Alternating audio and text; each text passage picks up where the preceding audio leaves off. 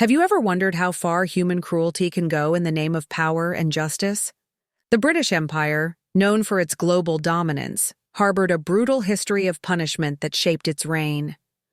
From gruesome public executions to the psychological torture of solitary confinement, Eagle Discovery delves into the dark methods that defined imperial control. 15. Boiling in oil, a public spectacle of horror. Boiling in oil was more than just a death sentence. It was a gruesome theater of pain designed to terrify the masses. This barbaric execution involved lowering the condemned into a cauldron of boiling oil, sometimes gradually to prolong their suffering. Convicted criminals, often accused of treason or heinous crimes like poisoning, faced an agonizing death as their skin blistered and their screams echoed through the crowd.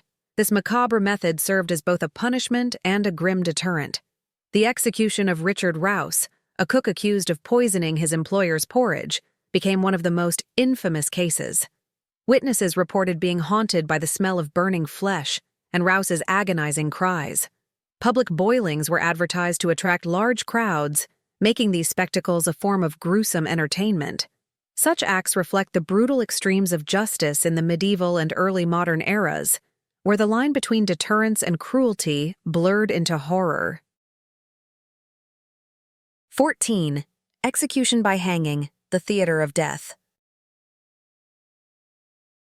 Hanging was a staple of the British judicial system for centuries, used to punish crimes ranging from theft to treason. While it was intended as a swift and definitive end, the reality was often far from humane. Public executions at London's Tyburn Tree drew crowds in the thousands, creating a carnival-like atmosphere. Vendors sold snacks, children played, and ballads recounting the crimes of the condemned circulated among the audience. However, not all hangings went smoothly. Poorly tied nooses or insufficient drop heights left many prisoners struggling and writhing in agony, their prolonged deaths horrifying even the most hardened spectators. This theater of death showcased the authority of the law and the grim consequences of defiance. Political prisoners, smugglers, and even young thieves as young as 7 or 8 years old were executed here, sparking debates about justice and the morality of capital punishment. The gallows became a stark symbol of fear and power, where the public learned that defying the law came at an unthinkable cost. All right, if you're new to this channel, Eagle Discovery warmly welcomes you. If you enjoyed this video, please hit the subscribe button and remember to turn on the notification bell to catch our upcoming content. 13. Rat torture, fear as a weapon. Rat torture represents one of the darkest depths of human cruelty, where fear and pain merged to create a psychological and physical nightmare. This method involved trapping starved rats in a metal cage placed over the victim's abdomen or chest. As the cage was heated, the frantic rats clawed and gnawed their way through the victim's flesh in an instinctive bid to escape. The pain was unbearable, but the psychological impact was equally devastating. Knowing what was about to happen often broke the victim's spirit before the torture even began. Rat torture was particularly favored in colonial settings, where it served as a weapon of fear to suppress uprisings and intimidate opposition. Beyond the immediate agony, survivors were often left with deep psychological scars, unable to escape the memories of this calculated brutality. This practice remains a chilling reminder of the lengths regimes would go to maintain control and instill terror. 12. Flogging with the cat-o'-nine-tails. The cat-o'-nine-tails, a multi-tailed whip made from knotted leather cords, was a feared instrument of discipline in both the military and naval forces. Each lash ripped through the skin, leaving deep, bloody gashes that often exposed muscle or even bone. Flogging wasn't just a punishment, it was a spectacle. Entire crews or battalions were summoned to witness the punishment, the screams of the whipped reinforcing the message of obedience. Victims often fainted from pain or blood loss, while some succumbed to their injuries days later. For those who survived, The physical scars were permanent, serving as a reminder of their transgression. The psychological trauma, however, ran deeper, leaving many men haunted by the ordeal. While flogging was ostensibly used to enforce discipline, its true purpose lay in its ability to instill fear and submission among those who witnessed its brutality. 11. Penal Colonies, Exile to Hell. The creation of penal colonies was intended to remove criminals from society while utilizing their labor to build empires. For convicts sent to places like Australia, the punishment began long before they reached their destination. Cramped into the hulls of ships for months, they endured disease, malnutrition, and violence from guards or fellow prisoners. Those who survived the voyage faced years of backbreaking labor in harsh climates under the watch of ruthless overseers. Norfolk Island, in particular, earned a reputation for its unspeakable cruelty. Accounts from prisoners describe being beaten for minor infractions, starved to the point of desperation, and isolated for months in complete darkness. The psychological toll was immense, with some convicts begging for death rather than endure the relentless suffering. These penal settlements became infamous for their inhumanity, a stark reflection of the darker side of colonial expansion. Yet, for all their brutality, they also paved the way for new settlements, leaving a controversial legacy that lingers in the history of these regions. 10. Branding, marked for life. Branding was a punishment that combined physical agony with social exclusion, serving as a lifelong reminder of a person's crimes. A red-hot iron, often shaped into letters or symbols representing the offense, was pressed onto the skin, usually on visible areas such as the hand, face, or neck.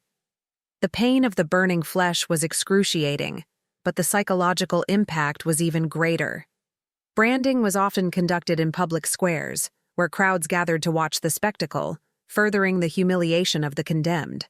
For the rest of their lives, the branded individuals carried the mark of their crime, a T for thief, an F for forger, or other letters signifying their offenses. These marks ensured they were instantly identifiable as criminals, making it nearly impossible to find work, marry, or reintegrate into society. Many branded people were reduced to beggars, treated as outcasts, and sometimes even attacked by others who saw their scars as proof of irredeemable guilt. The practice became a tool for not just punishment, but societal control, effectively exiling individuals from normal life without the need for physical imprisonment. 9. The pillory and stocks, public humiliation. The pillory and stocks were among the most visible and humiliating punishments of their time, designed to degrade offenders in the eyes of the public. Pillories were upright wooden frames that locked the victim's head and hands in place, while stocks secured the legs or ankles, leaving the offender completely vulnerable. Positioned in bustling town squares, these devices ensured maximum exposure. Crowds gathered to taunt the offenders, pelting them with rotten food, animal waste, or even rocks. The public humiliation was often more damaging than the physical discomfort. Some individuals, however, suffered severe injuries from the items hurled at them, with infected wounds or concussions leading to long-term health problems or even death. In certain cases, enraged mobs took justice into their own hands, escalating the punishment far beyond what the court intended. The pillory and stocks were eventually abolished in many regions, but their legacy remains a testament to the brutality of public justice systems. 8. Prison hulks, floating hellscapes. Prison hulks, which were decommissioned naval vessels converted into floating prisons, became infamous for their appalling conditions.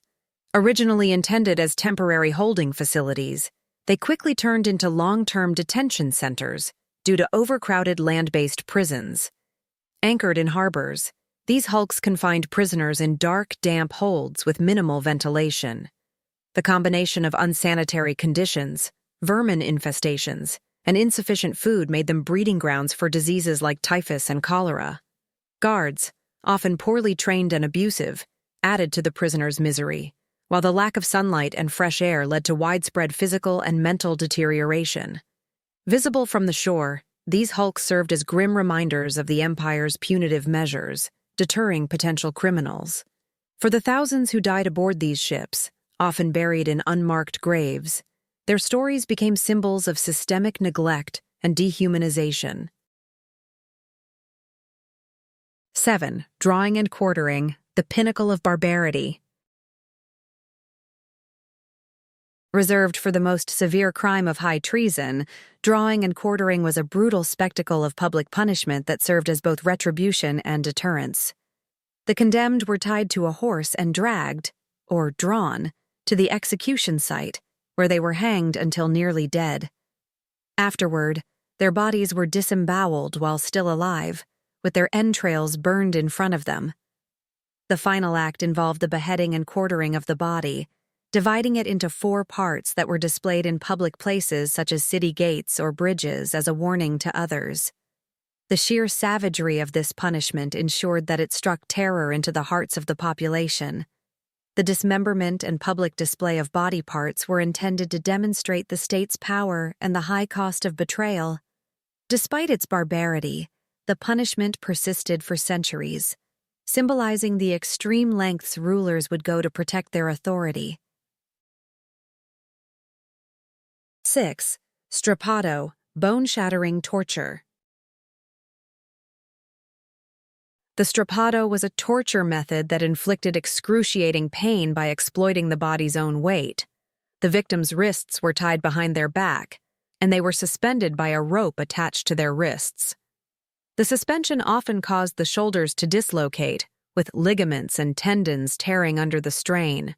To increase the agony, interrogators sometimes dropped the victim suddenly or attached heavy weights to their feet, intensifying the damage. This method was commonly used in medieval Europe, particularly during the Inquisition, to force confessions or extract information. Victims who survived were often left permanently disabled, their arms rendered useless by the injuries. The strappado wasn't just a physical punishment. It was a psychological weapon meant to instill fear and compliance. Today, it stands as a chilling reminder of the lengths authorities went to maintain power and silence dissent. 5. White torture, breaking the mind.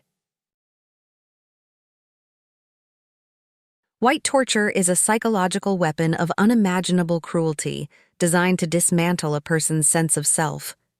Victims were confined to stark white rooms with smooth, featureless walls and floors.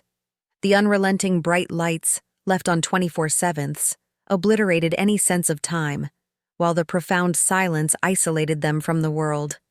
The lack of sound, texture, or color overwhelmed the brain, depriving it of stimuli needed to maintain a coherent identity.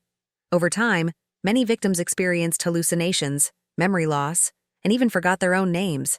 This method wasn't only about breaking the body, but eroding the mind to render the person utterly powerless. The psychological scars often outlasted the period of confinement, with survivors reporting persistent paranoia and an inability to reintegrate into society. White torture remains a topic of controversy in discussions about human rights, underscoring the devastating effects of extreme sensory deprivation. 4. Starvation and solitary confinement. Starvation and solitary confinement were a dual assault on the body and mind. In notorious prisons like Dartmoor, inmates were confined to small, windowless cells where they endured months of darkness and silence. Their meals were meager and unappetizing, often stale bread, contaminated water, or thin, barely nourishing gruel. The physical toll was swift, with many prisoners succumbing to malnutrition and weakened immune systems. Psychologically, the isolation was just as damaging. Deprived of human interaction, inmates often spiraled into depression or madness. The absence of stimuli or meaningful communication eroded their mental faculties, leaving them unable to think clearly. This brutal tactic wasn't merely punishment. It was a deliberate strategy to crush rebellion and erase individuality. For those who survived, the scars, both physical and mental, remained as haunting reminders of their ordeal. 3. Iron collars and chains, instruments of dehumanization. The use of iron collars and chains was an unrelenting reminder of subjugation. Designed to maximize pain and humiliation, sharp-edged collars pressed into the skin, creating raw, open wounds that festered under the heat and humidity of colonies like India and the Caribbean. These collars often had spikes or weights, making every movement a torment. Chains added another layer of misery. Their weight caused bruising and restricted mobility, forcing prisoners or enslaved individuals to shuffle painfully as they worked long hours in harsh conditions. These tools were not just about restraint. They were deliberate symbols of dominance and ownership. For those who managed to endure, the physical scars were permanent, but the psychological impact, the constant reminder of their oppression, was far deeper and longer lasting. 2. Exile and death marches, forced removal and suffering. Exile and forced death marches were among the most harrowing punishments imposed on prisoners and marginalized groups. Entire communities were uprooted, marched through treacherous terrain with little regard for their survival. Prisoners were given minimal food or water, and were often pushed to their limits under grueling conditions.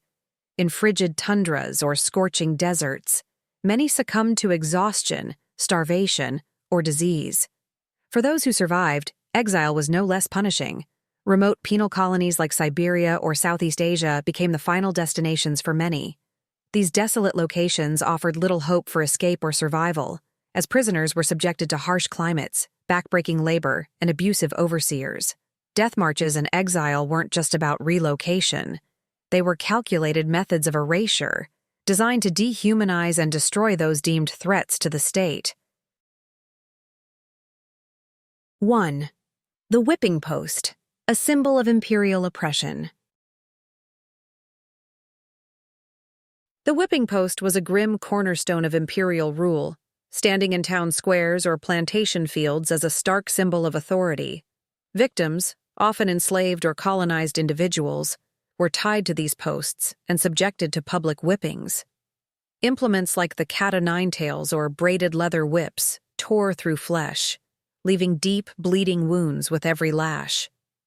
The sound of the whip striking skin, coupled with the screams of the punished, created a chilling scene meant to deter defiance. For the enslaved, these punishments reinforced racial hierarchies and the absolute control of their oppressors. The physical scars, raised welts and disfiguring wounds, were visible for life, marking the victims as symbols of subjugation. The whipping post was not just a site of punishment, but a tool of systemic oppression, used to enforce compliance and instill fear. Its legacy is a painful reminder of the brutal systems of control that shaped history. The British Empire's punishment methods reveal a disturbing capacity for cruelty. These practices, meant to enforce control, left deep scars on history, communities, and countless individuals. Let us know your thoughts in the comments. Were these punishments purely about control, or do they reflect something darker about human nature?